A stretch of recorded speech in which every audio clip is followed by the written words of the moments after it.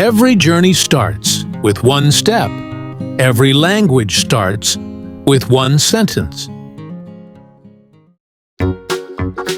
Hey, are you hungry? Do you want to eat something? Not really. I've just eaten lunch. Already? What did you eat? I ate a big bowl of noodles. Oh, really? What else did you have? And some fried chicken. It was delicious. It sounds good. You haven't eaten yet. No, I haven't eaten anything today. Not even breakfast.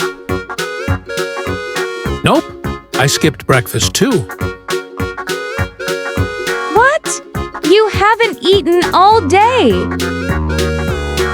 Yeah, I guess I just didn't feel like it. That's not healthy. I know. You should eat something now. Yeah, I think I'll grab a sandwich.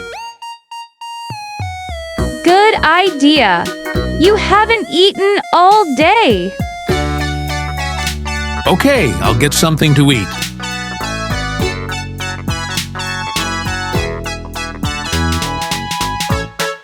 In the dialogue, we can see all three forms of the verb eat, used in different situations.